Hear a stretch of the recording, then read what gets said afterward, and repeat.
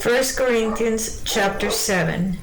Now concerning the things whereof you wrote unto me, it is good for a man not to touch a woman. 2. Nevertheless, to avoid fornication, let every man have his own wife, and let every woman have her own husband. Romans 7:2. For the woman which had an husband is bound by the law to her husband, so long as he liveth. But if the husband be dead, she is loosed from the law of her husband. 3. Let the husband render unto the wife due benevolence, and likewise also the wife unto the husband. 1 Peter 3:7. Likewise ye husbands dwell with them according to knowledge, giving honor unto the wife as unto the weaker vessel, and as being heirs together of the grace of life, that your prayers be not hindered.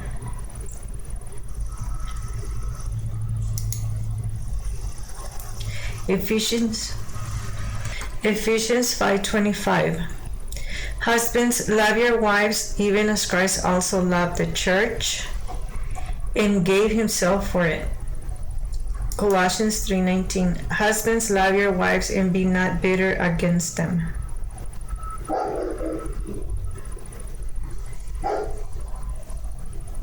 For the wife had not power of her own body, but the husband, and likewise also the husband had not power of his own body, but the wife. Defraud ye not one to the other, except it be with consent for a time, that ye may give yourself to fasting and prayer, and come together again, that Satan tempt you not for your incontinency. Joel 2:16. Gather the people, sanctify the congregation, assemble the elders, gather the children and those that suck the breast. Let the bridegroom go forth of his chamber, and the bride out of her closet.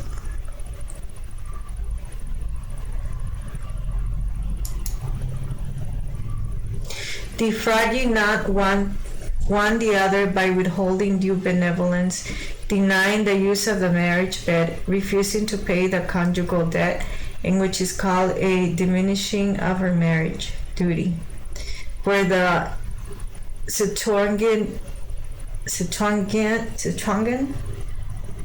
use the same word defraud, as the apostle does here. It is what both have a right to, and therefore if either party is denied, it is a piece of injustice. It is properly defrauding, though with proper conditions such as follow. It may be lawful for a married person to lie apart and abstain from the use of the bed, but then it should never be done, except it be with consent, because they have a mutual power over each other's bodies, and therefore the abstinence must be voluntary on each side. Otherwise, injury is done to the person that does not consent, who is deprived against will of just right. But if there be agreement, then there is no defrauding, because each give up their right, and such a voluntary abstinence is commended by the Jews. Number 6. But I speak this by permission and not a commandment. 7.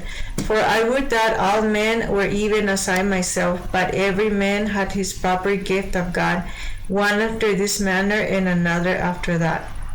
8. I say therefore to the unmarried and widows, it is good for them if they abide even as I. 9. But if they cannot contain, let them marry, for it is better to marry than to burn. 1 Timothy 5:14. I will therefore that the younger women marry, bear children, guide the house, give none occasion to the adversary to speak reproachfully. 10. And unto the married I command, yet not I, but the Lord, let not the wife depart from her husband. Malachi 2:14. Yet ye say, wherefore? Because the Lord hath been witness between thee and the wife of thy youth, against whom thou hast dealt treacherously, yet is she thy companion and the wife of thy covenant. Matthew 5:32. But I say unto you that whosoever shall put away his wife, saving for the cause of fornication, causeth her to commit adultery, and whosoever shall marry her that is divorced committed adultery.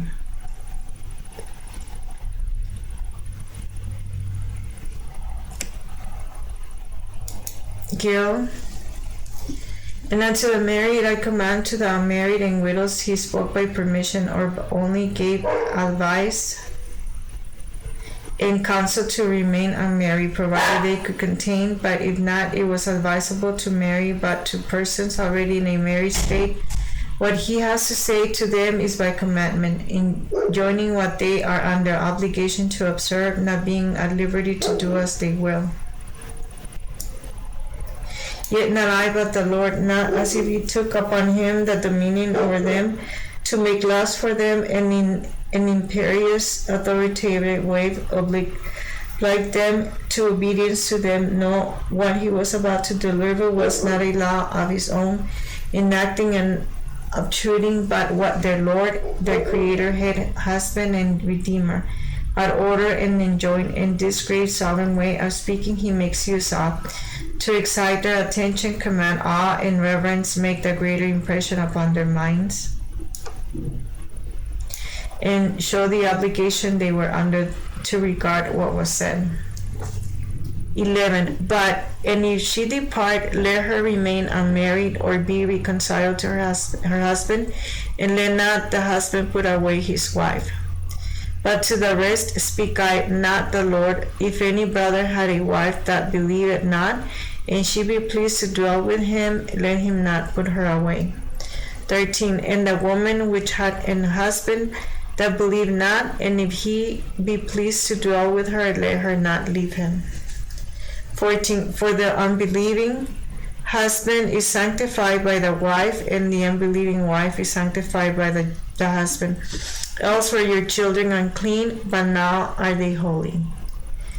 But if the unbelieving depart, let him depart. A brother or a sister is not under bondage in such cases, but God had called us to peace.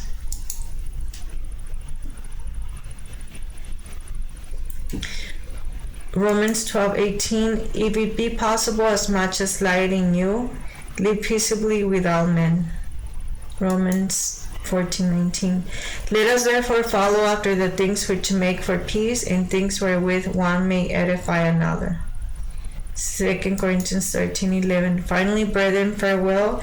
Be perfect, be of good comfort, be of one mind, live in peace, and the God of love and peace shall be with you.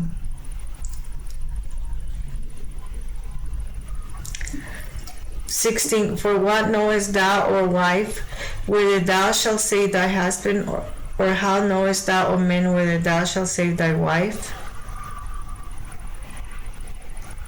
17. What as God hath distributed to every man, as the Lord hath called every one, so let him walk, and so ordain I in all churches. 18. Is any man called being circumcised? Let him not become uncircumcised. Is any called in uncircumcision? Let him not be circumcised. 19. Circumcision is nothing, and uncircumcision is nothing, but the keeping of the commandments of God. Galatians 5:6. For in Jesus Christ neither circumcision availeth anything, nor uncircumcision, but faith which worketh by love. 20. Let every man abide in the same calling wherein he was called. 21. Art thou called being a servant? Care not for it, but if thou mayest be made free, use it rather. 22. For he that is called in the Lord, being a servant, is the Lord's freeman. Likewise also he that is called, being free, is Christ's servant. 23. Ye are bought with a price, be not ye the servants of men. 1 Corinthians 6:20. For ye are bought with a price, therefore glorify God in your body and in your spirit, which are God's. Hebrews 9:12. neither by the blood of goats and calves, but by his own blood he entering once into the holy place, having obtained eternal redemption for us. 1 Peter 1:18. For as much as ye know that ye were not redeemed with corruptible things as silver and gold from your vain conversation received by tradition from your fathers. Ye are bought with a price. I read these words interrogatively as 1 Corinthians 7:18. Are ye bought with a price? And suppose them directed to such who have bought out their time of servitude with a sum of money, and not to return to their former condition, but they are rather to be read affirmatively and to be understood of all, whether freemen or servants, that are bought with the inestimable price of Christ's blood, as in 1 Corinthians 6:20.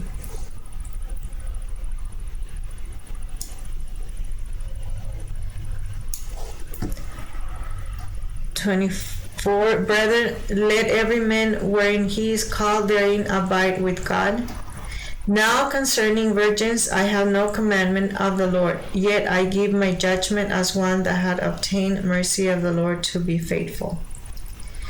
I suppose therefore that this is good for the present distress. I say that it is good for a man so to be. Art thou bound unto a wife? Seek not to be loose. Art thou loose from a wife? Seek not a wife. 28. But if thou marry, thou hast not sinned, and if a virgin marry, she have not sinned. Nevertheless, such shall have trouble in the flesh, but I spare you. 29. But this I say, brethren, the time is short, it remaineth that both they that have wives be as though they have none. And they that weep as though they wept not, and they that rejoice as though they rejoice not, and they that buy as though they possess not. And they that use this world as not abusing it, for the fashion of this world passeth away.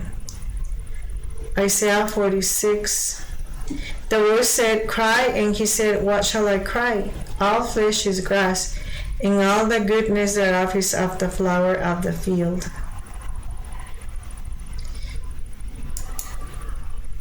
James 1:10. But the rich in that he is made low, because as the flower of the grass he shall pass away.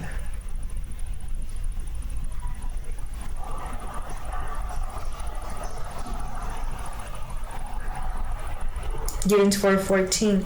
Whereas ye know not what shall be of the morrow, for what is your life?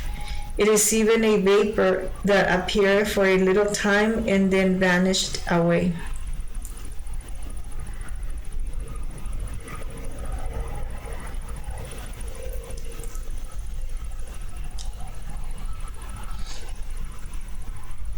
First Peter 1:24. For all flesh is as grass, and all the glory of man as a flower of grass. The grass withereth, and the flower thereof falleth away. 1 John 2:17. And the world passeth away, and the lust thereof, but he that doeth the will of God abideth forever. Barnes.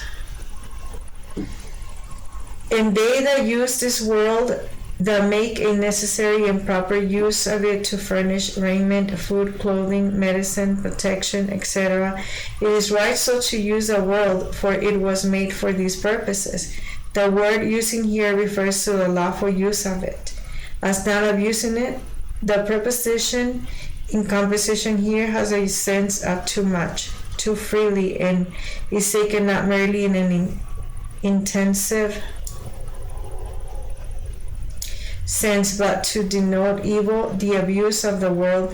It means that we are not to use it to excess. We are not to make it a mere matter of indulgences, or to make that the main object and purpose of our living. We are not to give our appetites to indulgence, our bodies to riot, our days and nights to feasting and revelry. For the fashion of this world, the form, the appearance, it is said that the world passeth away, and the lust thereof. The word fashion here is probably taken from the shifting scenes of the drama. When there the scene changes, the imposing and splendid pageantry passes off. The form, the fashion of the world is like a splendid gilded pageant. It is unreal and elusive. It continues but a little time, and soon the scene changes, and the fashion that allured and enticed us now passes away, and we pass to other scenes. Pass it away, pass it off like the splendid, gaudy, shifting scenes of the stage. What a striking description of the changing, unstable, and unreal pageantry of this world. Now it is gay, splendid, gorgeous, lovely. Tomorrow it is gone, and it is succeeded by new actors and new scenes. Now all is busy with one set of actors. Tomorrow a new company appears, and again they are succeeded by another, and all are engaged in scenes that are equally changing, vain, gorgeous, and delusive. A similar idea is presented in the well-known and beauty description of the great British dramatist.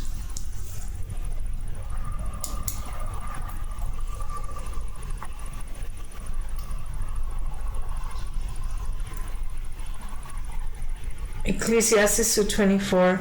There is nothing better for a man than that he should eat and drink, and that he should make his soul enjoy good in his labor.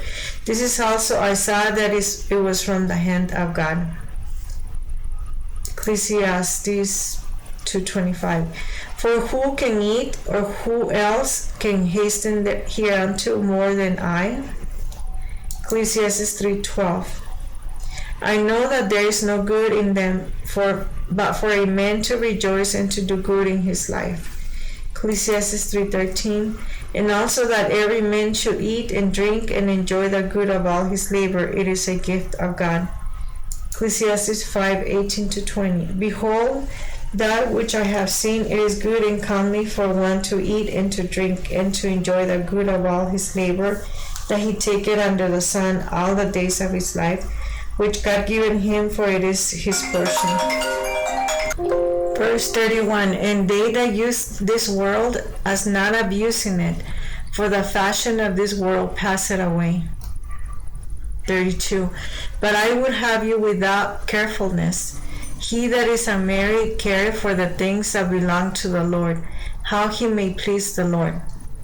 But he that is married careth for the things that are of the world, how he may please his wife. There is difference also between a wife and a virgin. The unmarried woman careth for the things of the Lord, that she may be holy both in body and in spirit. But she that is married careth for the things of the world, how she may please her husband. In this I speak for your own profit, not that I may cast a snare upon you, but for that which is comely, and that ye may attend upon the Lord without distraction. But if any man think that he behaveth himself uncomely toward his virgin, if she pass the flower of her age, and need so require, let him do what he will, he sinneth not, let them marry. Nevertheless, he that standeth steadfast in his heart, having no necessity, but hath power over his own will, and hath so decreed in his heart that he will keep his virgin, do it well. So then he that giveth her in marriage, do it well, but he that giveth her not in marriage, do it better. The wife is bound by the law as long as her husband liveth, but if her husband be dead, she is at liberty to be married to whom she will, only in the Lord. But she is happier if she so abide after my judgment, and I think also that I have the Spirit of God.